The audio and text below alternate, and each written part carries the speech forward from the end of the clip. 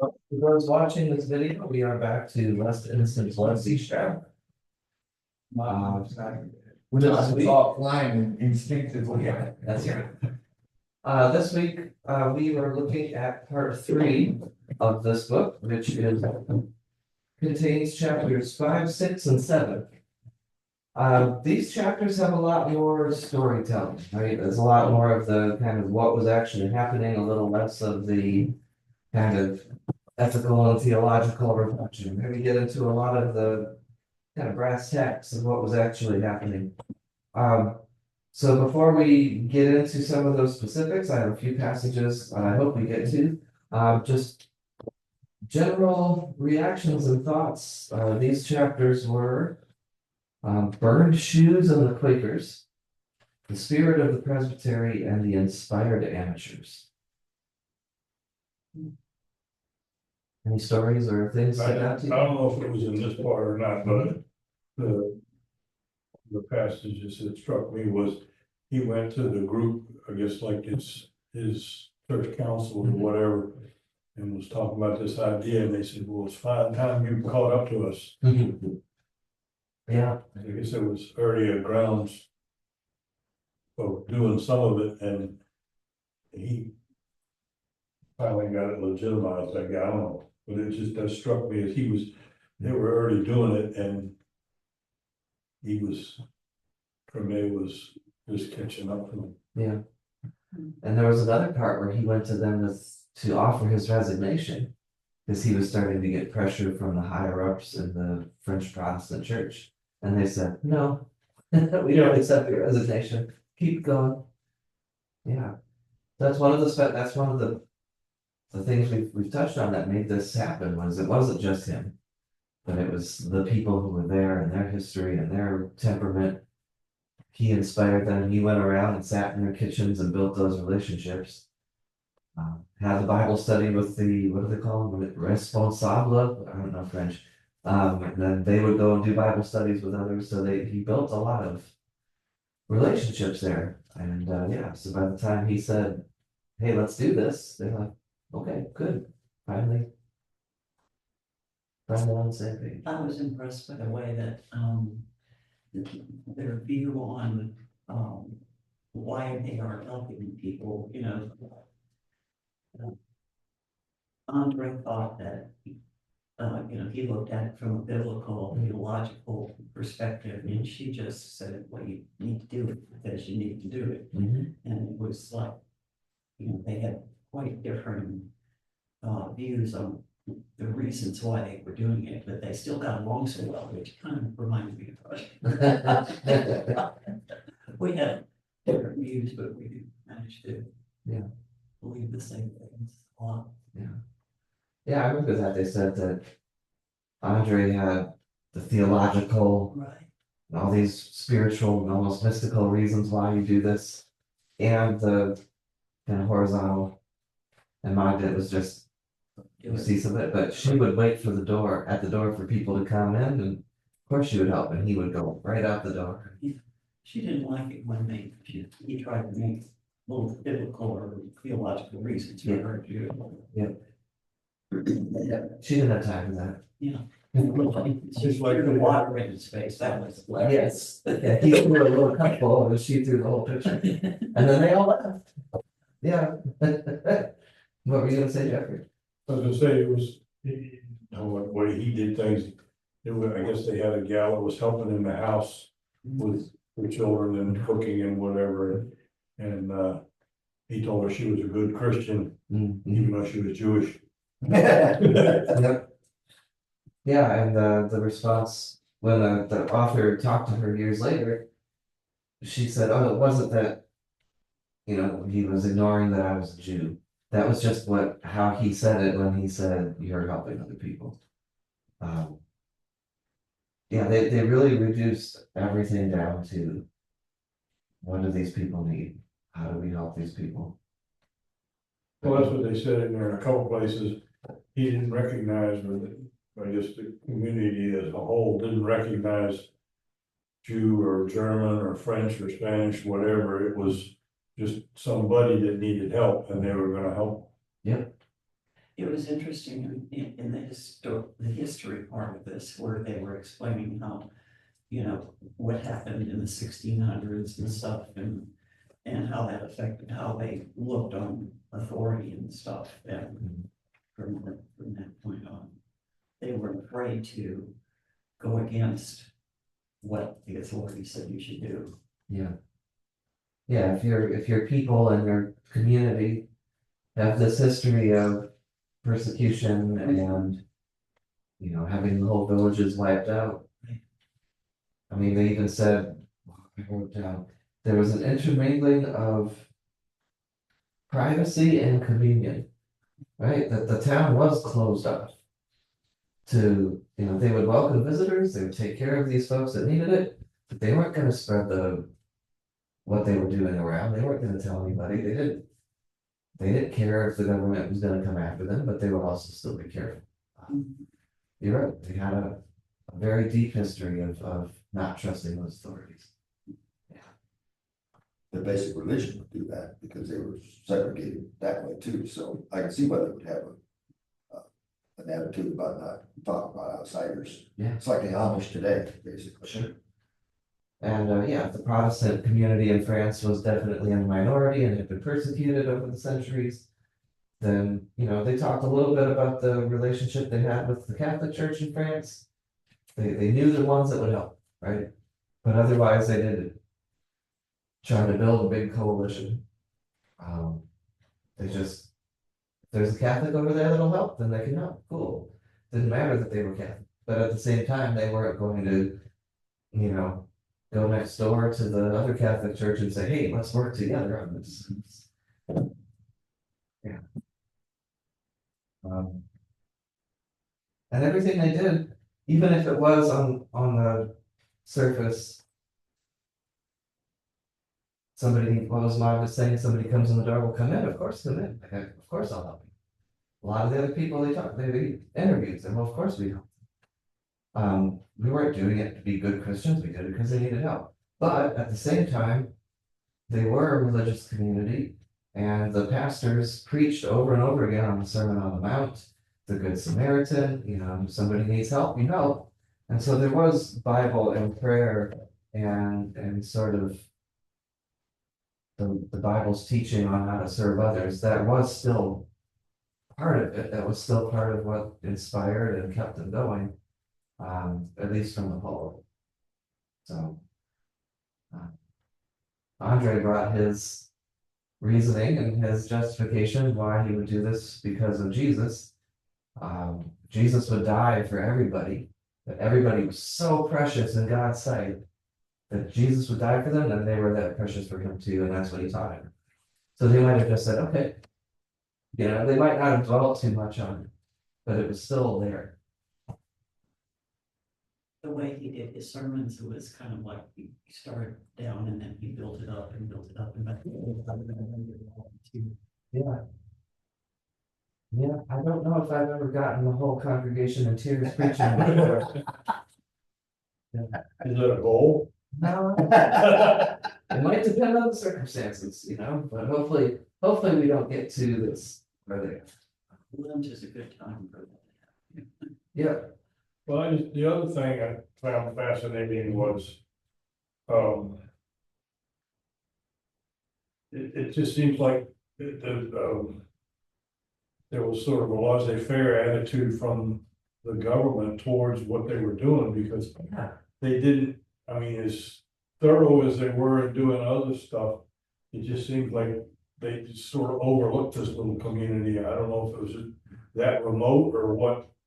That puzzled me as to why they wasn't more. They made a couple of I guess made a couple of attempts, but then that was fairly early on, and then after that they kind of left them alone. At one point, I think last week, we talked about how their kindness was sort of contagious, their caring was contagious. And so some of the French level, the Vichy folks or the police, would give them a heads up if there was a raid coming, or would help kind of deter attention from what they were doing to help these Jews.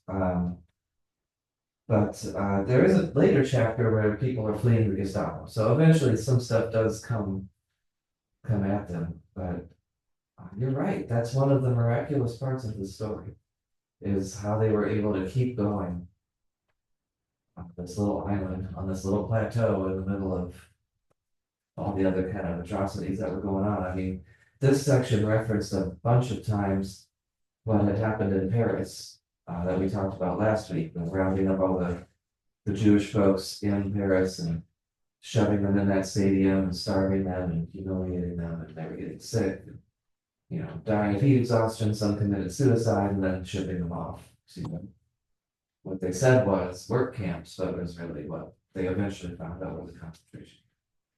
So that reinforced everything we just talked about. That you need to help these people, and also that we don't trust these authorities. We'll do it ourselves. We're not afraid of them. We're not gonna let this happen. You think maybe before the war, that because they were Protestants and they were sort of separate from the rest of the country, that it was just a norm that they just kind of left them be? In other words, they didn't exist, so they could get away with that a little bit easier? Maybe, no, they did the minimum that they were required to do. Yeah. Some little county magistrate or something. I didn't know if it was just because they were just such a small community, again, that there wasn't enough, Attention, you know. It's probably part of it, and yet they did say they had a bunch of tourists in the summer. Yeah. So it was nice enough there that people would come to do their holidays. So it was known, it was small, but maybe it was a little bit of, you know, we won't bother you, you don't bother us. Let's see, just to lift up a couple things, we heard about how Magda did not like idle compassion. You're gonna help somebody, do something. Turning somebody away is not simply a refusal to help, it's an act of harm doing. That I thought was pretty powerful. I struggle with that. I've had this, I think I've talked about this before. You know, people knock on the door here at the church saying, hey, I need help, I need gas, I need something, and I've had so many folks turn out to be scammers. But not everybody. And so then we set up things like MSEP has the assistance fund. Where I was in Minnesota, we had a fund that all the churches contributed to, but it was at the sheriff's office. And we would say, oh yeah, we've got this assistance fund set up, it's just right up here, we'll go with you if you want. Usually if it was a scammer, they'd say like, I don't want to go to the sheriff's office. But I know that there were times where somebody probably really needed the help, but also was wary of going to the sheriff's office. And so that's something I've always struggled with, because it feels like I'm turning them away. Right? I've had it happen several times when I'm, especially in Walmart shopping, parking lots. Someone will walk up to you and say, look, I'm out of gas, can I get some money for gas? Mhm. And most of the time I'll say, okay, well, I'll go take you to the gas station. Right. I'll go with you to the gas station. Right. Oh, no, well, I'm waiting on a call, someone's coming Yeah. out. So you can kind of feel it out. But still, like, every time that happens, even if I'm 99% sure that they were fake, I still have that pang of like, I feel like I'm just turning somebody away. And that's why they come to churches, right? That's why they come to folks who look kind and compassionate, right? Because they figure easy mark, or well, they're supposed to help people, right? And there's Well, I know, you know, when you and I and Leroy would be here working on a project, and people would come and we never knew exactly what to do. Yeah. And they say, you know, when it comes to what they were doing, you know, that it says the righteous are not exempt from evil, right? They had to tell some lies. They had to do some things that technically broke the law. And they could justify that through scripture, and through their ethics. But, you know, think of Dietrich Bonhoeffer. He ended up in a plot to assassinate Hitler, ended up in a concentration camp.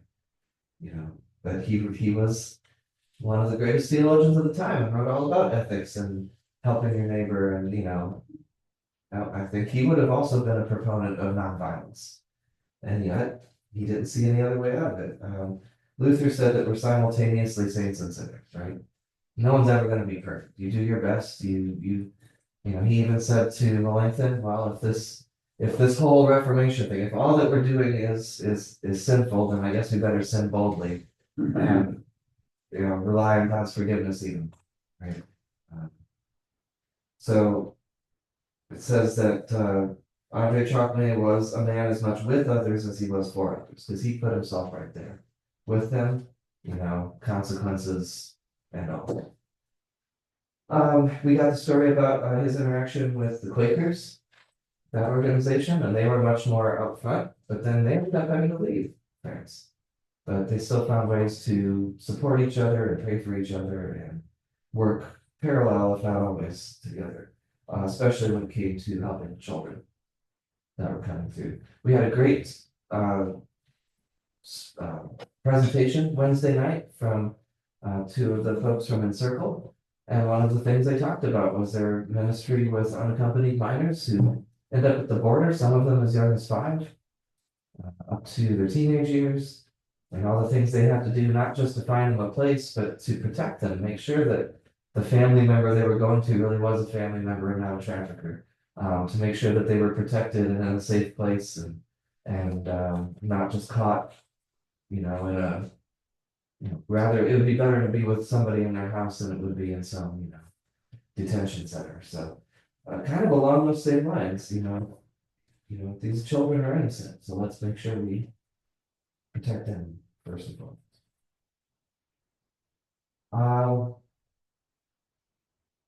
Page 137.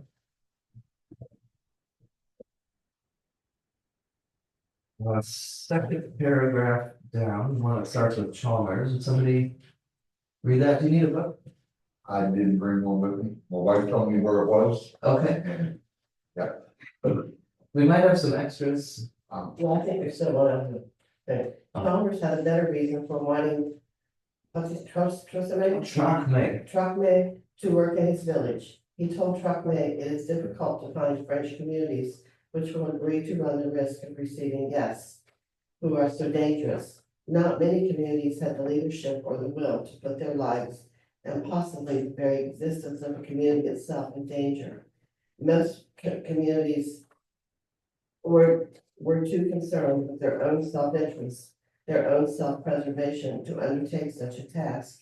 Moreover, most French communities were not willing to disturb their already difficult personal lives by accepting foreigners into their very foyers or hearths, their kitchens, bedrooms, and dining rooms. But La Chambon would be willing.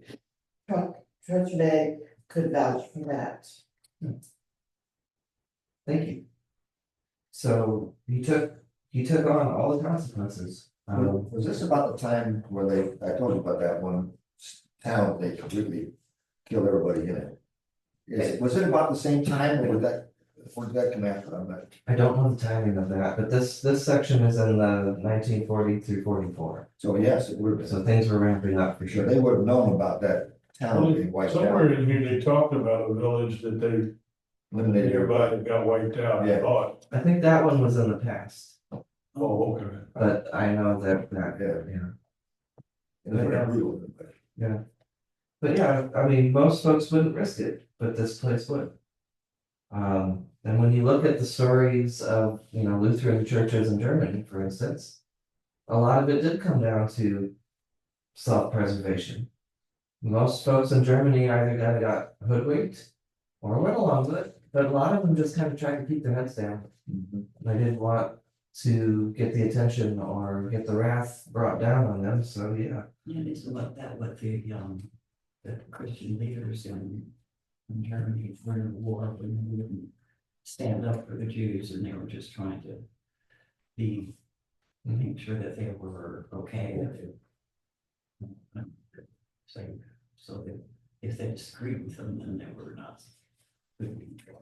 Yeah, because that's So the they government. just were trying to save themselves, that's why they didn't speak up. Yeah, because if the government threatens you, and if they make good on those threats in other places, if they say, we'll come after you, we'll throw your family in prison, we'll take away your rights, if any of that happens, then yeah, people are gonna start, ducking down. And especially if it's specific, right? What the famous quote, right, where they came after the fill in the blank, but I wasn't a fill in the blank, so it didn't bother me until they came for me and there was nobody left, right? there's a strategy in that. A lot of dictators and fascists do that, where they'll go after one group at a time, or the fringe groups, like, oh, I'm not gonna stick my neck out for those folks, until eventually they got total control and people are scared. And that's what this Quaker guy Chalmers had encountered. This was different. Then we get to chapter 6, where we get into the house, the presbytery, which is the parsonage. And we get to hear about Magda and Andre and the kids and the helpers that they had in the house at various points. Before they both got so worn down and busy as the refugees came in more and more. I like that story of Andre sitting down with his kids and making up stories about the little beast who could become heavier or lighter, bigger or smaller. And they were always about the underdog and embodied Levienne, the good, always took the side of somebody who's too weak to defend themselves. Now that I'm a TV watcher. Do any of these shows sound familiar to you? Highway to Heaven, The A-Team, even The Incredible Hulk, the one from the 70s. There's a new one called Poker Face, right? The whole premise is there's somebody with a group of skills. So, the A-Team was this military group. The Hulk was, had the Hulk. Highway to Heaven, flip an angel, right? So they would go town to town, right? That was the format of those shows. They would go town to town, new guest stars every week, but they went and they helped people who needed help. That's what the Little Beast stories reminded me of. I think that's what a lot of folk tales are, right? That's the basis of a lot of cultures is the fairies or the brownies or the spirits or somebody, the Robin Hood, the Pied Piper, somebody comes in and helps the underdogs, the weak ones with no things. So he would tell me stories, not just from the pulpit. He made himself his paper as small as he wanted. Yeah. Yeah, way down the rich man's pocketbook or something, right? It was. So this just shows that this wasn't just when he had the collar. This was his whole person all the time. With his family, with it. And they said that was hard for the kids sometimes. Because they couldn't get their parents' full attention. But they didn't begrudge him it either because they could see that it was important. And they could see what it was doing. There was a story of one of the sons, Jacques, overhearing the church leader telling Trompe to stop. And Trompe saying no. And that disillusioned that kid for the rest of his life. Right? He didn't ever want anything to do with the organized church anymore. Because how could they possibly order his dad and his village to stop helping these people who were in need?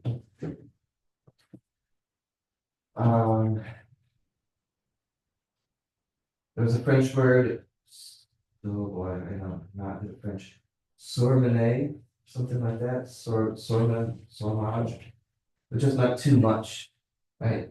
Kind of made me think of like surmounting, like these keeps adding and adding, this strain, coping and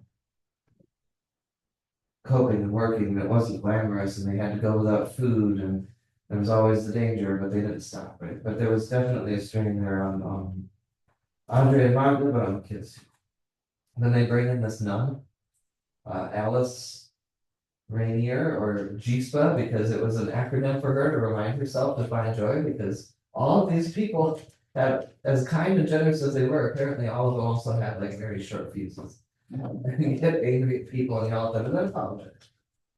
But she said, the eyes that are praying to God while they are open and while one is looking at the world. So it's not just the prayers that where you just sit quietly and close your eyes and have some prayer time with God, but you're praying through your open eyes, kind of like our other devotional book, God be in my head, God be in my eyes and in my seas.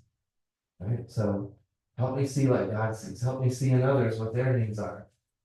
Help me see in others how they're looking at me. Right? So praying through open eyes. Okay. Let's finally get to these Bible passages. This whole thing that they keep coming back to, it's where the title of the book comes from. It's Lest Innocent Blood Be Shed. It's about cities of refuge, which was something established in the Old Testament. So I talked about them a couple times, but let's actually get into them and read them. So the first one is. Where's my note? I have it. Okay. Numbers is the first one. We don't get into the book of Numbers very much. Genesis, Exodus, Numbers 35.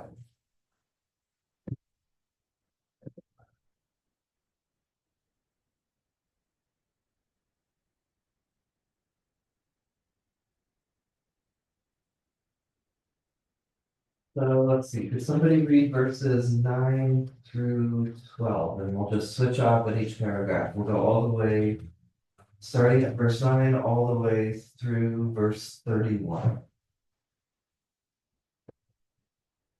Lord spoke to Moses, saying, speak to the Israelites and say to them, when you cross the Jordan into the land of Canaan, then you shall select cities to be cities of refuge for you, so that a slayer who kills a person without intent may flee there.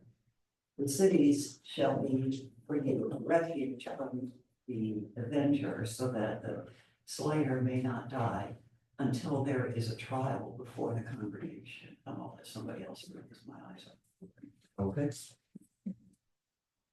writing in here. It's too small. Yeah. Somebody could help from there?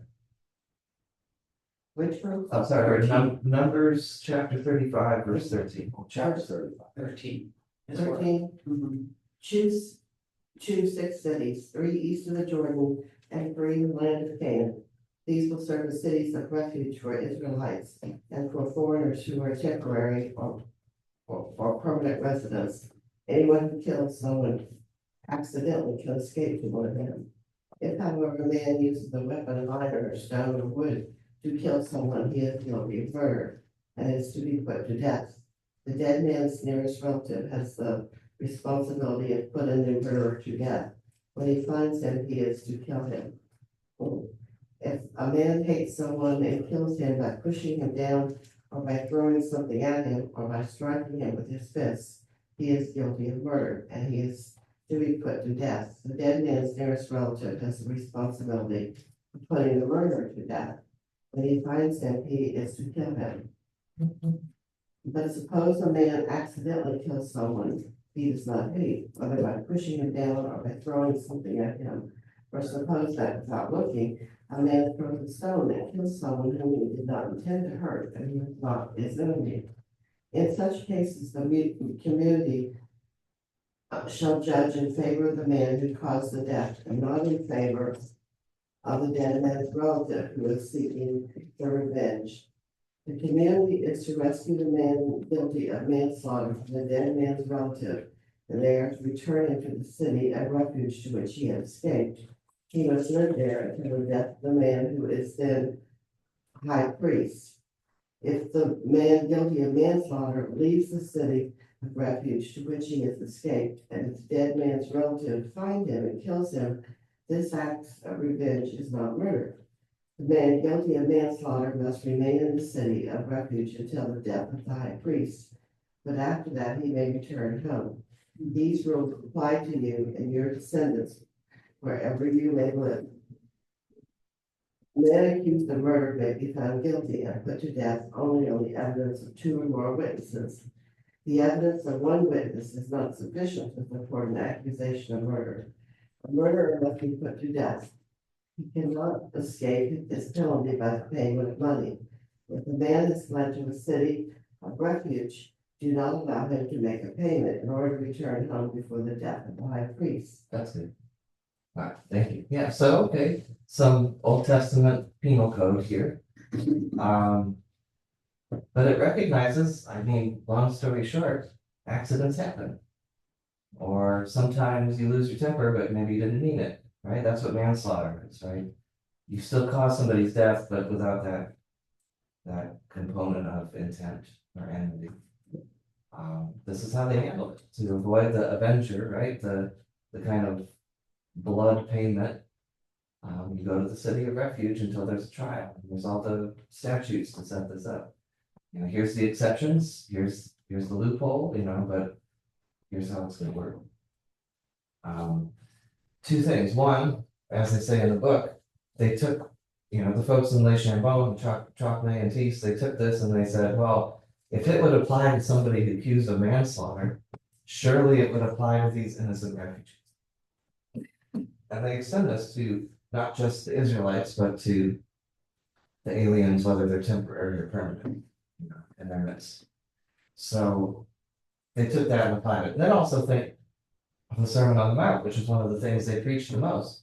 What does Jesus say? He says, well, you've heard it said, an eye for an eye, a tooth for a tooth. Well, I say to you, if you even have like ill will in your heart for somebody, you're already committing murder, right? So Jesus takes a lot of this punitive, retributive back and forth and says, I'm going to flip this on its head. And the intent of this was to protect people. If something did happen, we're going to set up a system to make sure more innocent blood isn't shed. But by the time you get to Jesus in the Sermon on the Mount, he's saying, this is the letter of the law, but what's the heart of the law and what's in your heart? That's what really matters. That's what counts. There's two more. One is in Joshua. Joshua chapter 20.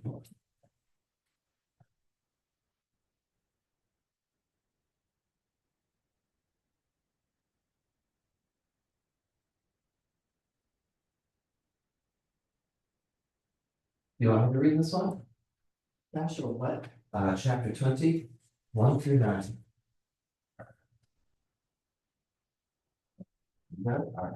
This is gonna be a little different than what you guys got. That's all right. One day the Lord told Joshua, when Moses was still alive, I had him tell the Israelites about the safe towns. Now you tell them that it's time to set up these towns. If a person accidentally kills someone and the victim's relatives say it was murder, they might try to take revenge. Anyone accused of murder can run to one of these safe towns and be safe from the victim's relatives. The one needing protection will stand at the entrance of the town gate and explain to the town leaders what happened. The leaders will bring the person in and provide a place to live in their town. One of the victim's relatives might come to the town looking for revenge, but the town leaders must not simply hand over the person accused of murder. After all, the accused and the victims had been neighbors, not enemies. The citizens of the safe town must come together and hold a trial. They may decide that the victim was killed accidentally and that the accused is not guilty of murder. Everyone found not guilty must still live in that safe town until the high priest dies. Then they can go back to their own towns and their homes, and they had to leave behind. The Israelites decided that the following three towns of the Jordan River would be safe towns: Kadesh in Galilee, Naphtali hill country, Shechem in Ephraim hill country, and Kiriath Arba in Judah's hill country. Kiriath Arba is now called Hebron. The Israelites had already decided on the following three towns east of the Jordan River.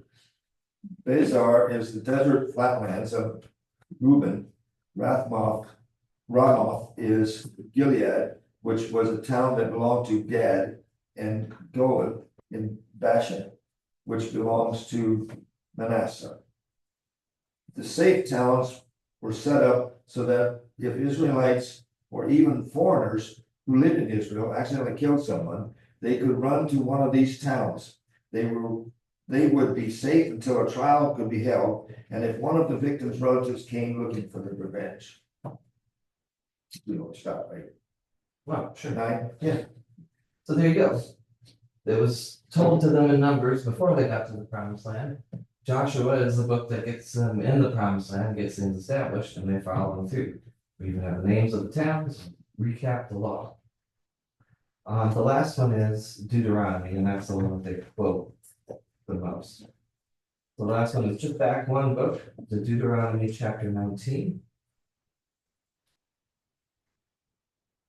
Now, as you know, or might remember, Deuteronomy is Deuteronomy, because that means second law.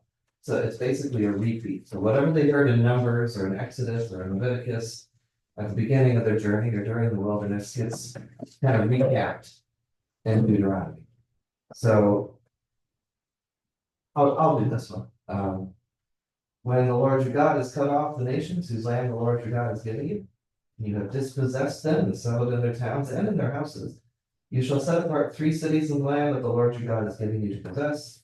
You'll calculate the distances and divide into 3 regions the land that the Lord your God gives you, so that any homicide can flee to one of them. Okay, we've got civil engineering and city planning going on, right? Okay, let's figure out so that these resources are equally spaced out and distributed for those who. This is the case of a homicide who might flee there and live, that is, someone who has killed another person unintentionally when the two had not been at enmity before. Suppose someone goes into the forest with another to cut wood, and when one of them swings the axe to cut down a tree, the head slips from the handle and strikes the other person, who then dies. The killer may flee to one of these cities and live. But if the distance is too great, the avenger of blood in hot anger might pursue and overtake and put the killer to death, although a death sentence was not deserved, since the two had not been at enmity before. Therefore I command you, you shall set apart 3 cities. Same thing, new, very specific example of what could happen.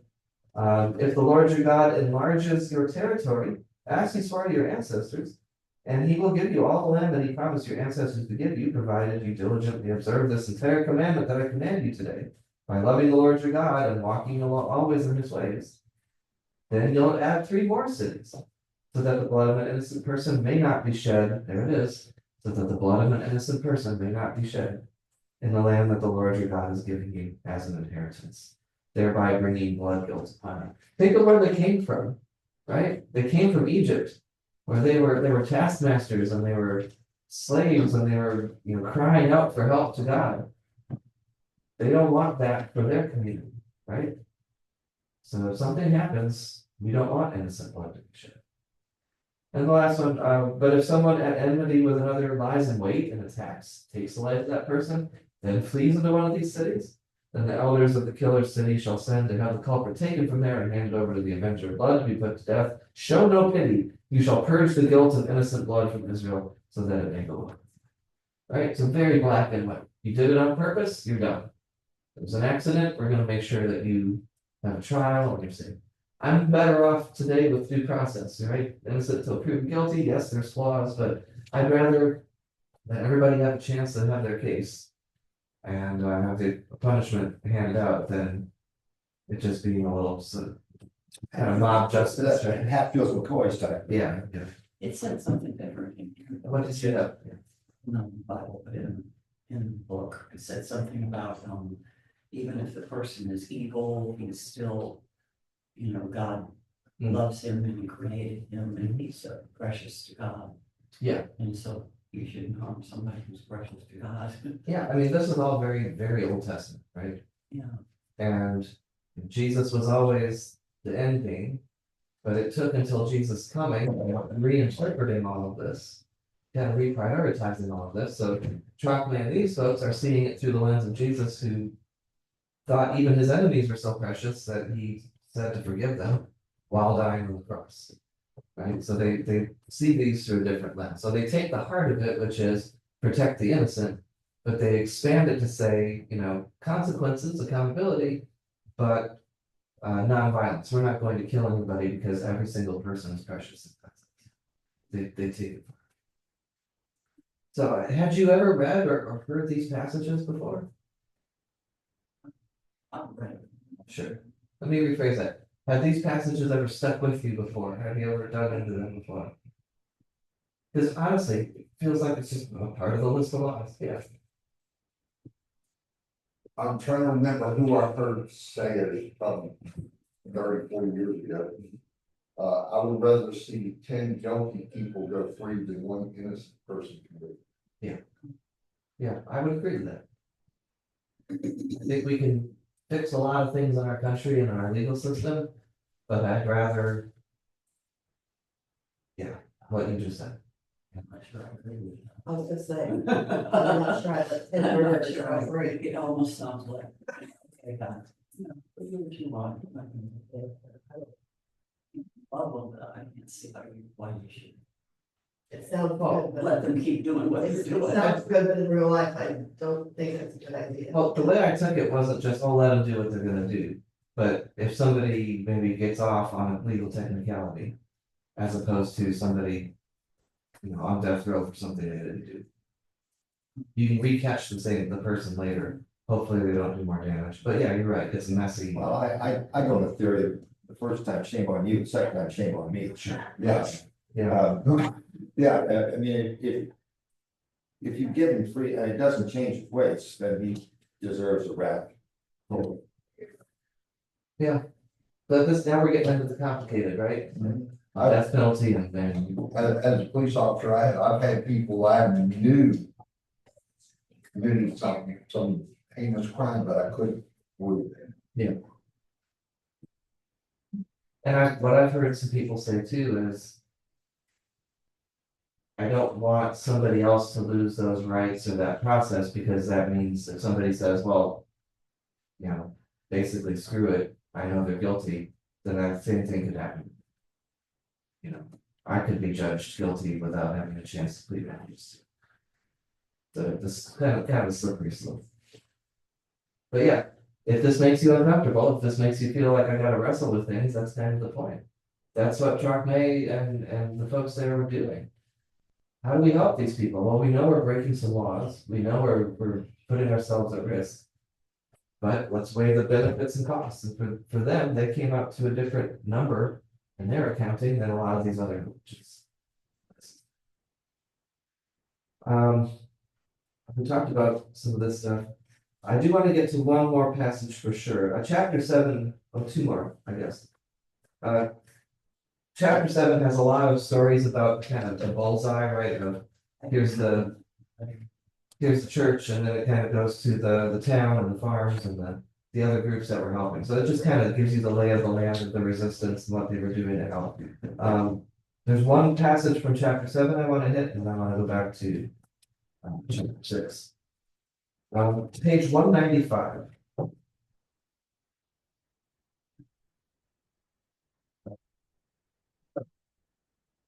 Page 190, I think this was the longest section of all that. Page 195, Magda, down towards the bottom, Magda says, oh, saving refugees was a hobby for the people of Les Chambon. And he's like, not a hobby in terms of like a pastime or a source for fun. But down at the bottom here, she meant a hobby in the sense of something done by an untrained amateur. A lover of the thing done, not a professional, not a skillful practitioner of an art or a science. She meant that the people of Les Chambon saved refugees on the side, so to speak, as an avocation, not as part of their vocation, as a way of saving lives, not as a way of making life. The hobby in terms of they weren't professional, none of them, this wasn't a resistance movement, right? This was just them saying this is how we want to live. So that's why this chapter is called the Inspired Amateurs. Okay. And then It's more of a spontaneous thing, they just. The opportunity and they just knew what they were supposed to do and they did it. What I find interesting is the fact that they were amateurs and wasn't really organized that well, that they got away with it. Well, that's what I was saying earlier, it's just. Somewhere I thought I read, and I don't know if that was the total or just part of it, but it was something like 2,500 people that they. Helped over the 4 years. Which again, we said a couple weeks ago, it wasn't gonna make big headlines in the day, right? What's 2,500 compared to 6 million who died in the concentration camps and beyond? But the fact that they were able to do this and pull this off, and keep it going for so many years. And Yeah, and that's what I was saying earlier, and that's all. Just it's No leaks or radar. so, no. Yeah. It was not loose lips sink ships, right, they talked about that in chapter 7 too. Yeah, it fascinates me. The folks were going around blabbing about it, right? They all just kept it to themselves. Usually you hear these stories of these organized resistance cells, and each one only knows a little bit and each leader, right? They didn't even have that level of organization. It's just, well, at the bottom, towards the bottom of 196, there was no one decision that made Les Chambon a place of refuge. Safest in Europe in terms of like the percentages. Well, it was like the But an one lady attitude, that yeah. was running a boarding house. Yeah. For boys, I think, or girls, I don't remember which one, the neighboring one, there was a light on in a room that hadn't been used in a while, and she says, oh, have a relative come to visit, did you? And she's like, oh no, just cleaning, right? And wait, right? But yeah, it says there was an attitude, it wasn't a decision, one decision, it was an attitude expressed in French as being toujours prêt, render service, right? Always ready now. That's what it boils down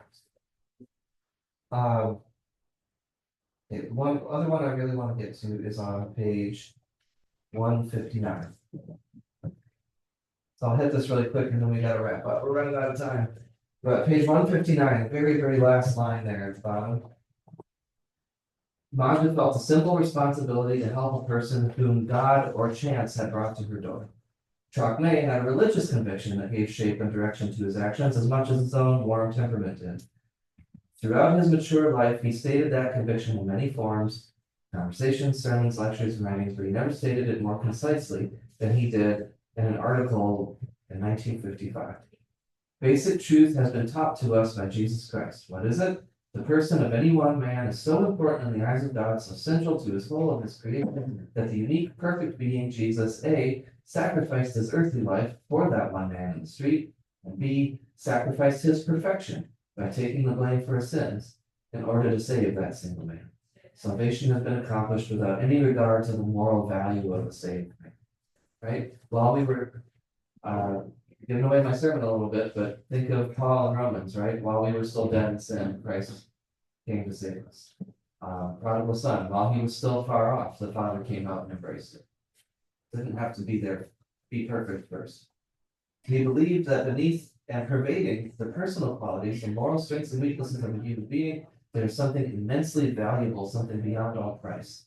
If that human being is saved by God, or if that human being is saved from harm at the hands of other human beings, he is saved not because he is good, he is saved in both cases, because he is a being whose importance to God has shown us by sending Jesus to us. That's what it boils down to. Okay, how do we teach that in Sunday school? How do we live that in our lives, right? Somebody needs help, you help them. Doesn't matter if they're good or not. That's really, really hard. Because it's really easy for us to say, oh, this person is worth it. Right? So, we get a lot of this variations on this theme. But that's kind of what it boils down to. That was kind of the undergirding for everything for him. And just that simple, be ready to help. Somebody needs help, we help them. That was it. It's so simple. Yeah, so the story of the official who searching the farm who fell into the cesspool and get him out, they clean him out, right? He needed help. They didn't completely warn him not to fall in the cesspool. They didn't like that he was going after the Jews, but they get him out, they clean him up, and then he says, well, where are the Jewish refugees? Even after they comforted him. And he says, they said, Jews? What Jews? What would Jews be doing here? You there, have you seen any Jews? They say they have a hooked nose. The people of Les Chambon, like their pastor, saw only human beings who were valuable enough to be saved from humiliation, torture, and death. Last thoughts? That was it. They didn't see him as a group. It was just somebody that needed help. Yeah. And it didn't hurt that they, in their own history, had been on the receiving end of religious persecution too. Scapegoated. Well, there you go. Very, very, very simple concept. Very difficult to live out, especially as the heat on the frying pan under you gets turned up. Most of the times, the simplest things are sometimes the hardest to. Yeah. So there you go. Next time we got 2 left. Next time we will do part 4, which is chapters 8 through 11. So a lot of chapters, about the same amount of pages, maybe a little less. All right. Thank you, everybody. Yeah. Go ahead. I have a question. Thank you. I've never once thought of asking somebody what their religious beliefs were before I helped. Yeah. I don't know if that's just me or. Yeah, I think that's the way to go, but there's a ton of Christian ministries. Even ones that are nice on the surface, like, what is it, Samaritan's Purse, does the shoebox ministry, that's really nice, you're giving gifts to people in need. Except it usually says, well, we'll give you this after we tell you that you need to accept Jesus Christ as your Yeah, personal they Lord. have to have a Bible or Yeah, something. they leave that part out in the sales pitch, Yeah. or, even in Richmond, other places I've lived and served, they'll say, yeah, come to our food pantry, we'll feed you some soup, we'll give you some stuff, but first you have to accept Jesus, right? That's not, Jesus didn't check their credentials before he went them. I missed that part. Yeah. Thank you, thanks for watching on the video.